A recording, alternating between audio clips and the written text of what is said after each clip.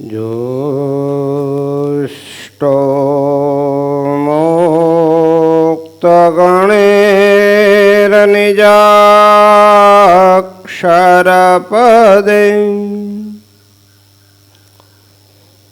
દિવ્યાકૃતિઃ સાદરમ યો ભક્તો પ્રગટી બભૂવદયા ધર્માજનઃ શ્રેયસ અત્રોન્મૂલયિતું ત્વધર્મમવિતું સાધુશ્ચ ધર્મં શુભં ધ્યાયેતં હરિમેશ્વરેશ્વરમહં સદ્બુદ્ધિદં સર્વદા સદ્બુદ્ધિદં સર્વદા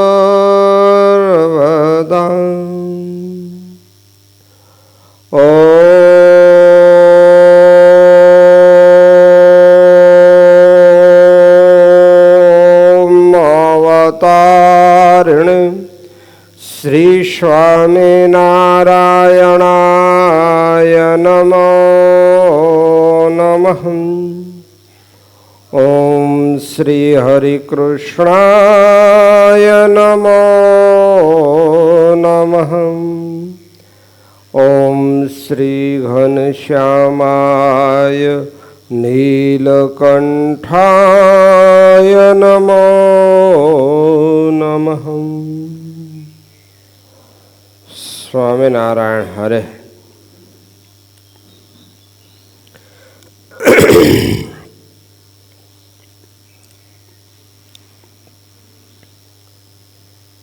પછી શ્રીજી મહારાજ બોલ્યા, જે એનો ઉત્તર એમ છે જે 50 કોટી યોજન પૃથ્વીનું પીઠ છે, તે પૃથ્વી ઉપર ઘટ પટાદિક અનેક પદાર્થ છે.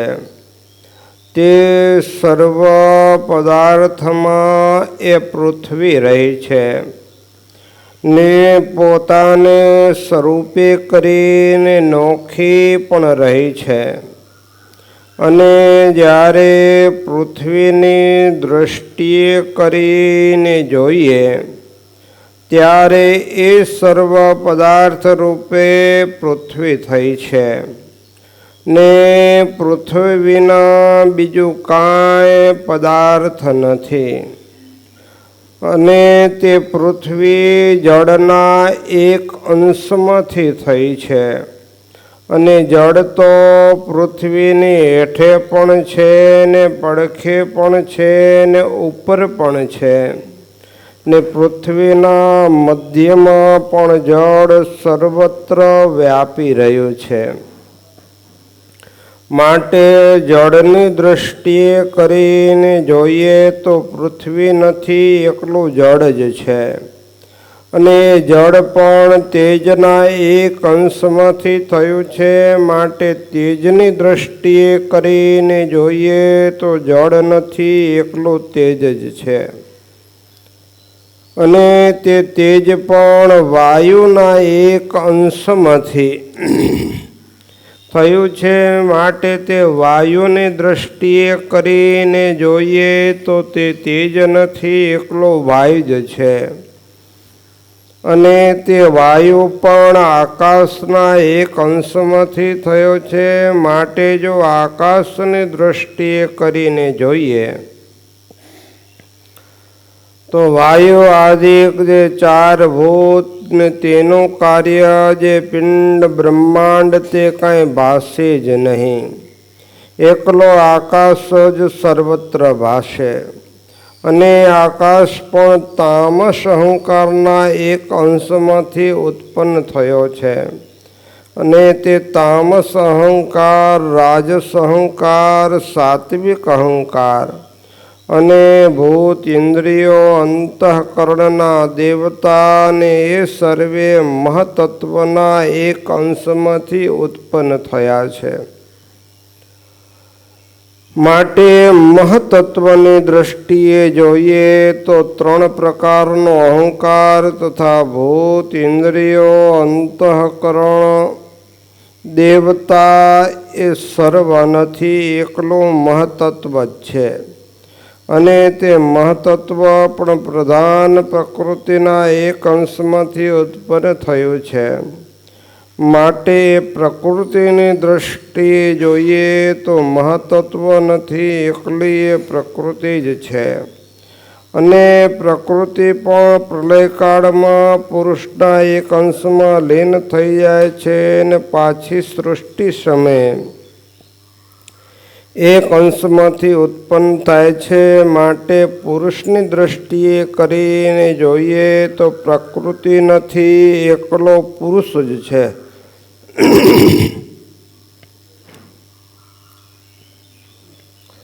અને એવા અનંત કોટી પુરુષ છે તે મહામાયાના એક અંશમાંથી ઉત્પન્ન થાય છે. માટે મહામાયાની દ્રષ્ટિએ જોઈએ તો એ પુરુષ નથી, એકલી મહામાયા જ છે. અને એ મહામાયા પણ મહાપુરુષના એક અંશમાંથી ઉત્પન્ન થાય છે. માટે મહાપુરુષની દ્રષ્ટિએ જોઈએ તો એ મહામાયા નથી, એકલો મહાપુરુષ જ છે. અને તે મહાપુરુષ પણ પુરુષોત્તમ ભગવાનનું ધામ જે અક્ષર તેના એક દેશમાં જ ઉપજે છે. માટે અક્ષરની દ્રષ્ટિએ કરીને જોઈએ તો મહાપુરુષાદિક સર્વે નથી, એક અક્ષર જ છે. ને અક્ષર થકી પર અક્ષરાતીત એવા જે પુરુષોત્તમ ભગવાન તે છે. તે સર્વની ઉત્પત્તિ, સ્થિતિ અને પ્રલયના તેના કર્તા છે. ને તે સર્વના કારણ છે. અને જે કારણ હોય તે પોતાના કાર્યને વિશે વ્યાપક હોય ને તેથી જુદું પણ રહે. માટે સર્વના કારણ જે પુરુષોત્તમ ભગવાન તેની દ્રષ્ટિએ કરીને જોઈએ ત્યારે તે પુરુષોત્તમ ભગવાન વિના બીજું કાંઈ ભાષે જ નહીં. એવા જે ભગવાન તે જ કૃપા કરીને જીવના કલ્યાણને અર્થે પૃથ્વીમાં સર્વે મનુષ્યને પ્રત્યક્ષ દર્શન આપે છે. ત્યારે તે જીવ સંતનો સમાગમ કરીને તે પુરુષોત્તમ ભગવાનનો આવો મહિમા સમજે છે. ત્યારે એના ઇન્દ્રિયો અંતઃકરણ સર્વે પુરુષોત્તમ રૂપે થઈ જાય છે. ત્યારે તેમણે કરીને એ ભગવાનનો નિશ્ચય થાય છે. જેમ હીરે કરીને જ હીરો વેંધાય છે પણ બીજા વતે નથી વેંધાતો, તેમ ભગવાનનો નિશ્ચય તે ભગવાન વતે જ થાય છે. અને ભગવાનનું દર્શન પણ ભગવાન વતે જ થાય છે. પણ માયિક એવા જે ઇન્દ્રિયો અંતઃકરણ તેણે કરીને નથી થતો. એમ વાર્તા કરીને શ્રીજી મહારાજ જય સચ્ચિદાનંદ કહીને પોતાને ઉતારે પધાર્યા. ઇતિ વચનામૃતમ. ગઢડા પ્રથમ પ્રકરણનું 51મું થયું. સહજાનંદ સ્વામી મહારાજની જય. ગઢડા પ્રથમ પ્રકરણનું 51મું વચનામૃત. કે માહિક ઇન્દ્રિયો અંતઃકરણ વડે ભગવાન કેમ જણાય, ભગવાનનો નિશ્ચય કેમ થાય?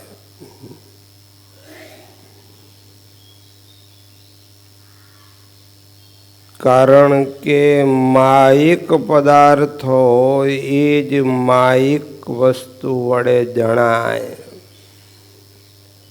તો ભગવાન તો અમાયિક દિવ્ય મૂર્તિ છે. તો એવા અમાયિક ભગવાનનો નિશ્ચય આપણા માયિક એટલે કે માયાથી ઉત્પન્ન થયેલા માયામય ઇન્દ્રિયો અંતઃકરણ વડે માયાથી પર એવા અમાયિક દિવ્ય ભગવાન પુરુષોત્તમ નારાયણનો નિશ્ચય તે જીવને કેમ થાય?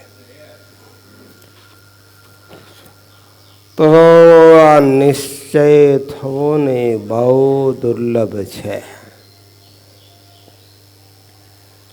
નિશ્ચય ની વાત કરવી સહેલી છે પણ બહુ અટપટી છે. આપણને એમ કે આપણને નિશ્ચય થઈ ગયો, તો થઈ ગયો મૂઢપણે તો વાંધો નથી. સંતના સમાગમે કરીને એક વાર એમ નિશ્ચય થઈ ગયો કે આ ભગવાન પુરુષોત્તમ નારાયણ છે. જેમ મહારાજ કે લીમડો તો લીમડો ને આંબો તો આંબો. પછી ગમે એવો કામ, ક્રોધ, લોભ, ભય હોય વ્યાપે પણ એ નિશ્ચય ડગે નહીં. કદાચિત કોઈ ઉઘાડી તલવાર લઈ અને ઊભો હોય ને માથું કાપી નાખવા, તો કદાચ ભય નો માર્યો, ઉપરથી એમ કહી દે કે હા ભાઈ આ લીમડો છે કે આંબો, જે એને એ કે હા ભાઈ હા, પણ અંતરમાં એને હા પડે નહીં. તો એમ એવો જે દ્રઢ નિશ્ચય, કાં તો જેના અનંત જન્મના સુકૃત હોય, ભગવાનની જેના ઉપર કૃપા થાય, સત્પુરુષનો સમાગમ થાય,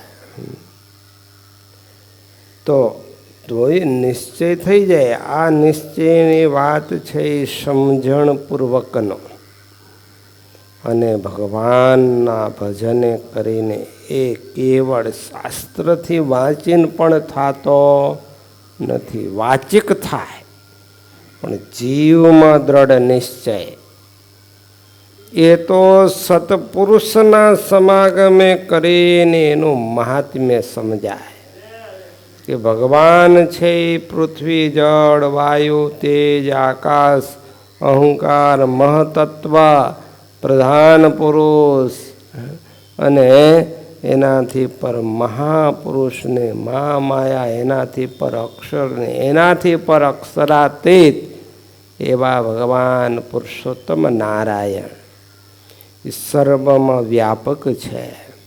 એની દ્રષ્ટિએ કરીને જોઈએ તો બીજું કાંઈ ભાસે નહીં.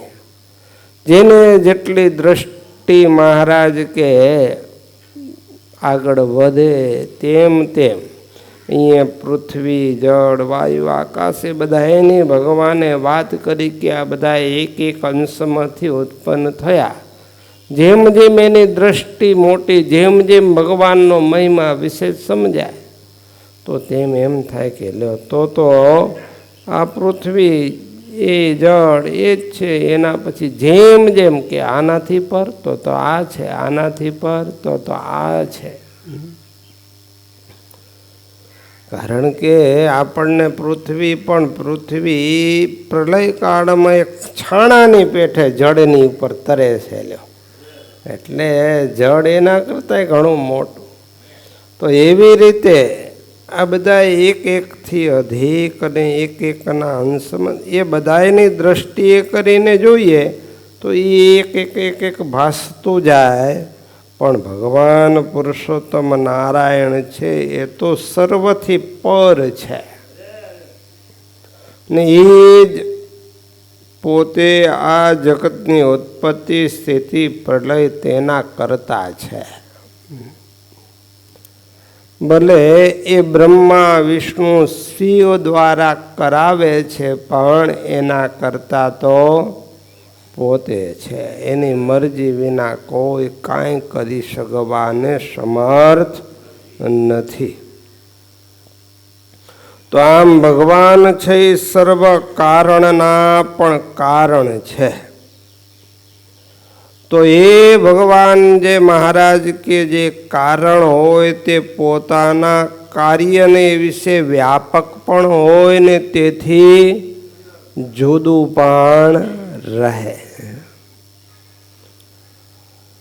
તો એ ભગવાન પુરુષોત્તમ નારાયણ છે એ સર્વના કારણ છે અને પોતે સર્વથી જુદા અક્ષરધામને વિશે અસંગી થકા રહેલા છે અને પોતે પોતાની અંતર્યામી શક્તિએ કરીને સર્વમાં વ્યાપક પણ છે.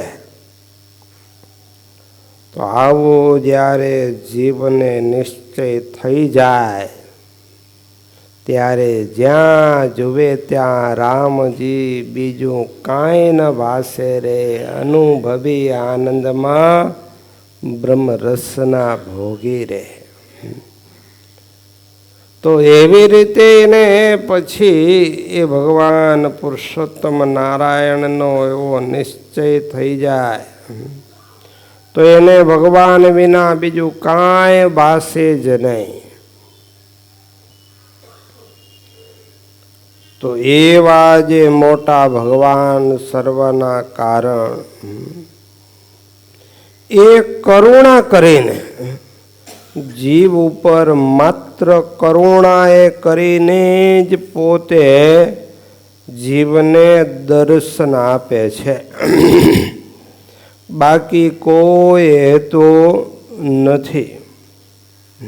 ગરડા પ્રથમ પ્રકરણના 78મા વચનામૃતમાં પણ દહરાનંદ સ્વામીએ શ્રીજી મહારાજ પ્રત્યે પ્રશ્ન કર્યો કે ભગવાન તો અક્ષરાતીત અને મન વાણી થકી પર છે અને સર્વને અગોચર છે.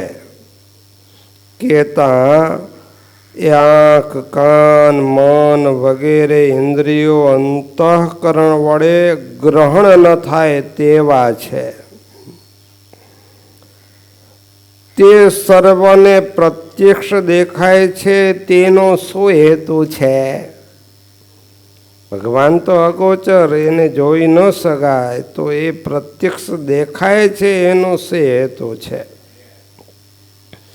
તો શ્રીજી મહારાજ એના ઉત્તર કરતા એમ કહે છે કે અક્ષરાતીત અને મન વાણી થકી પર અને અગોચર એવા જે ભગવાન તે જ પોતે કૃપા કરીને એમ ધારે છે જે જ્ઞાની અજ્ઞાની એવા જે મૃત્યુલોકના મનુષ્ય તે સર્વે મને દેખો એમ ધારીને સત્ય સંકલ્પ એવા જે ભગવાન તે કૃપાએ કરીને મૃત્યુલોકના સર્વે મનુષ્યને દેખે એવા થાય છે. બાકી કોઈ જોવા સમર્થ થાય નહીં. ભગવાને અર્જુનજી જે ભગવાનનો અંશ કહેવાય નર, તો એમને પણ જ્યારે પોતાનું વિરાટ રૂપ દેખાડ્યું એ પણ જોવા સમર્થ થયા નહીં. તો આવા મોટા ભગવાન તો એ કૃપાએ કરીને સર્વે મનુષ્યને દર્શન આપે છે. બાકી જીવ પોતાની મેળે સાધન કરી કરીને મરી જાય તો એ ભગવાનના સ્વપ્નમય દર્શન થાય નહીં. પણ ભગવાન જ્યારે કૃપા કરે ત્યારે એને આ દર્શન થાય છે. પણ જ્યારે જીવ સંતનો સમાગમ કરીને પુરુષોત્તમ ભગવાનનો આવો મહિમા સમજે ત્યારે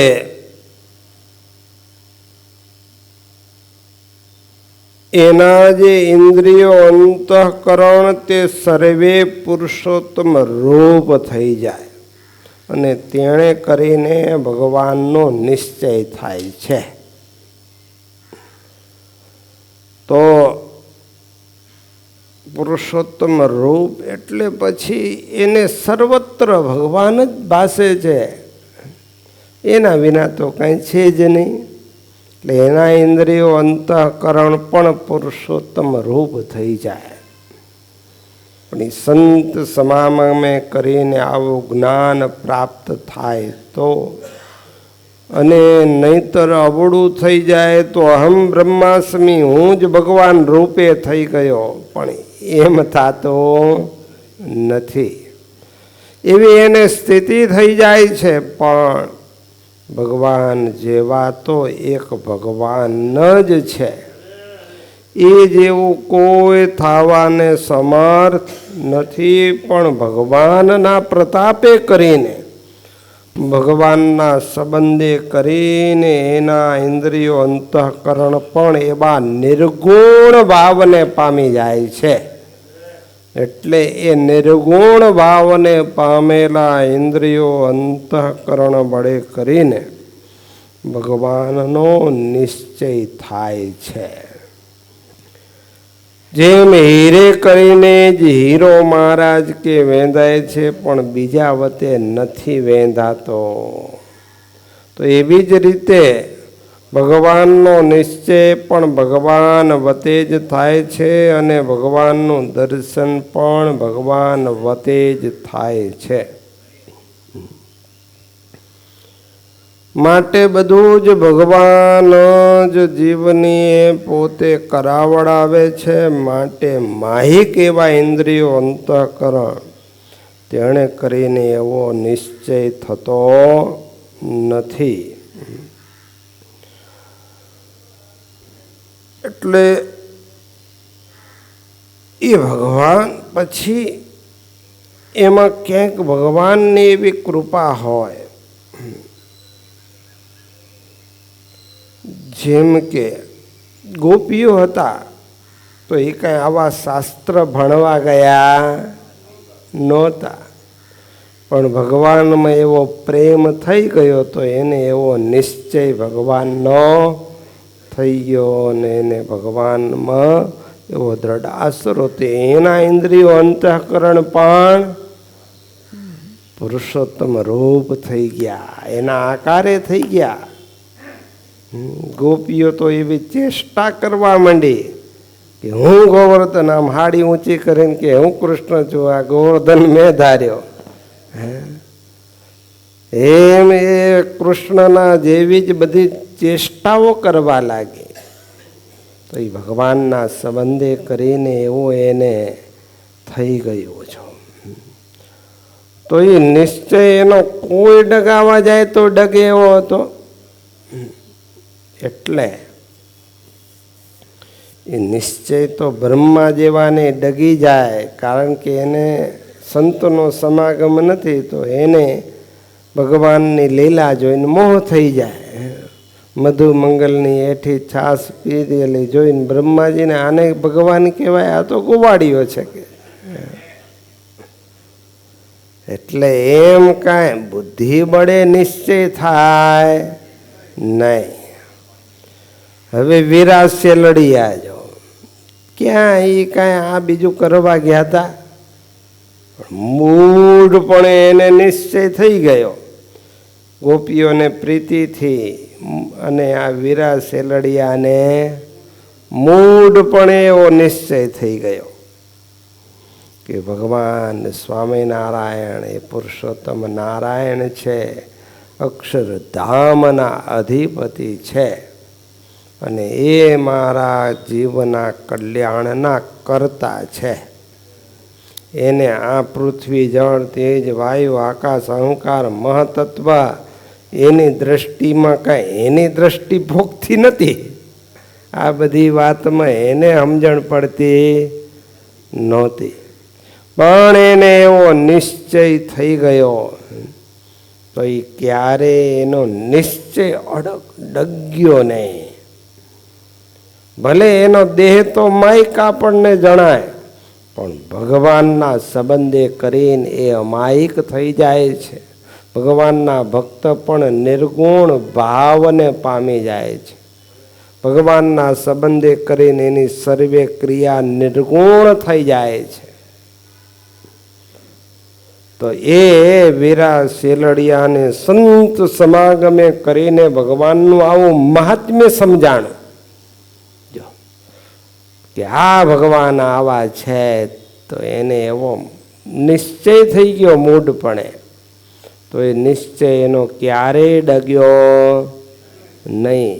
નિશ્ચયમાંથી ડગાવવા ઘણા પ્રયત્ન કર્યા. એ ગઢડા ગયા હતા, દ્વેષી લોકો એના ખોરડા મકાન બાળી નાખ્યા અને જેવા એ ઉત્સવ કરીને આયા ને બધા ગામ લોકો એ બધા કહેવા માંડ્યા, દ્વેષી, અરે વીરા, તું સ્વામિનારાયણ, તું સ્વામિનારાયણના ભજન એના ઉત્સવમાં ગયો અને એ ભગવાન તો તારી રક્ષા ન કરે. આમ જો તારા ખોરડા બળી ગયા, બળી. ભગવાન હોય તો તારી રક્ષા ન કરે? તું તો ભેખડે ભરાઈ ગયો. ભગવાન તો ભક્તની રક્ષા કરે ને આ તારું આવું થઈ ગયું ને તું એના માટે તો ગયો તો. ત્યારે વીરો કે એમ મકાન બળ્યા, ખોરડા?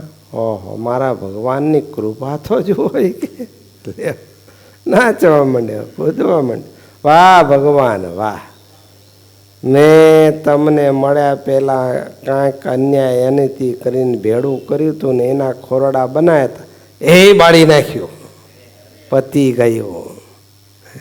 હવે તો નવો ભગવાન આપની કૃપાથી ખેતરમાં મોલ થયો છે, નીતિની કમાણી, આનાથી હારા નવા ખોરડા બનાવશું.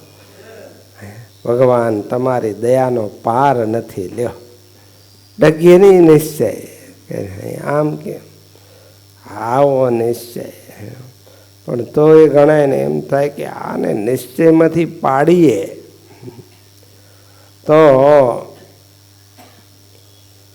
વળી એકવાર વીરો ખેતરેથી આવતો હતો કે વીરા કાંઈ સાંભળ્યું? અરે હું? અરે ઓલો સ્વામિનારાયણ, તું જેને ભગવાન માણસ ને, એ તો કાઠીઓની સ્ત્રીને, 2 સ્ત્રીઓને લઈને ભાગી ગયો. 2 બાયડીઓને લઈને ભાગી ગયો. વીરો કેમ? બસ 2 જ? લ્યો, 2? હા લ્યો, 16,100 લઈને ભાગે ત્યાં સુધી તો મારો ભગવાન કૃષ્ણ જેવો, અને એનાથી વધારે લઈને ભાગે તો એનાથી મોટો કે. લ્યો, આવો નિશ્ચય એ ભગવાન વતે થાય. સંત સમાગમ કરે અને ભગવાનનો આવો મહિમા સમજાય ને જેના ઉપર ભગવાનની કૃપા થાય એને આવો નિશ્ચય થાય. બાકી શાસ્ત્ર વાંચીને કોઈને આવો નિશ્ચય થયો નથી. પોતાની મેળે આવો નિશ્ચય ન થાય.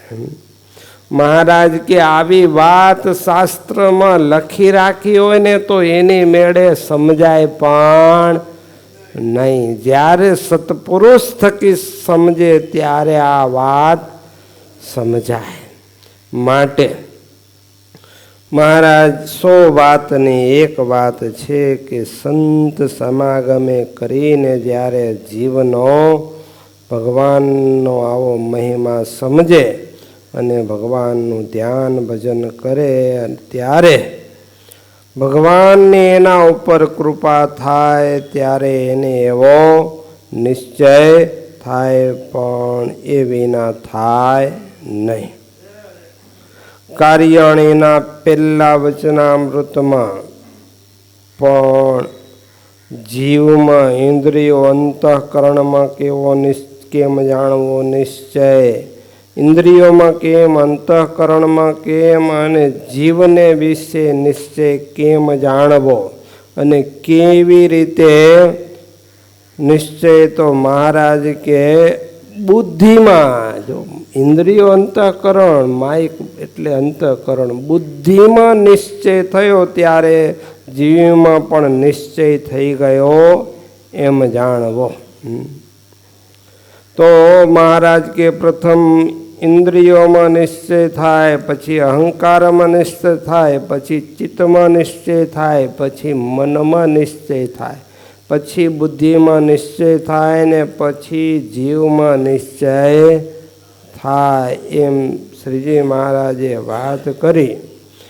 ત્યારે ચૈતન્યાનંદ સ્વામીએ પૂછ્યું કે હે મહારાજ, ભગવાન તો મન વાણી થકી પર છે અને ગુણાતીત છે, તેને માયિક એવા જે ઇન્દ્રિયો અંતઃકરણ તે કેમ પામે? ત્યાં પણ આ જ પ્રશ્ન. તો શ્રીજી મહારાજે એના ઉત્તરમાં એ જ કર્યું કે આ દેહ ઇન્દ્રિયોને અંતઃકરણ તેનો જાણનારો જીવ, તે જ્યારે સુષુપ્તિમાં લીન થાય છે ત્યારે એના ઇન્દ્રિયો અંતઃકરણ પણ સુષુપ્તિમાં લીન થાય છે. ત્યારે તે સમયમાં એ જીવને ભગવાન જ પ્રકાશે છે. અને જ્યારે સુષુપ્તિમાંથી સપનમાં આવે છે ત્યારે તે સપન સંબંધી જે સ્થાન, ભોગ, વિષય એને જીવ અને જીવ એ સર્વેને ભગવાન પ્રકાશે છે. અને જાગ્રતમાં પણ ભગવાન પ્રકાશે છે. એવી રીતે રૂપપણે અને અરૂપપણે કરીને રહ્યો જે જીવ તેને ભગવાન પ્રકાશે છે. કહેતા દેહ ઇન્દ્રિયાદિક સહિતપણે જે જીવ અને એનાથી જુદો અરૂપપણે રહ્યો તે જીવ, આ બધા એને ભગવાન પ્રકાશે છે. તો એ રીતે મહારાજ કે જીવ પછી બધા એને પ્રધાન, મહતત્વ, અહંકાર, દેવતા, ભૂત, પંચમાત્રા, એમાં પણ સર્વેમાં ભગવાન પ્રકાશ્યા છે. વિરાટમાં પણ ભગવાને પ્રકાશ કર્યો છે. તો એવી રીતે સર્વ રીતે ભગવાન બધે વ્યાપીને રહ્યા છે. તો એવા જે ભગવાન તે ઇન્દ્રિયો અંતઃકરણીને કરીને કેમ જાણ્યામાં આવે, એ તમારો પ્રશ્ન છે કે નહીં?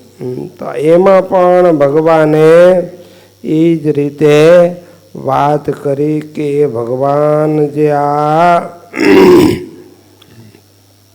ભાગવતના પ્રમાણ સાથે કહ્યું કે બુદ્ધિ, ઇન્દ્રિય, મન, પ્રાણ જનાનામ સૃજત પ્રભુ મંતાર્થમ ચ ભવાર્થમ ચ આત્મને કલ્પનાય ચ.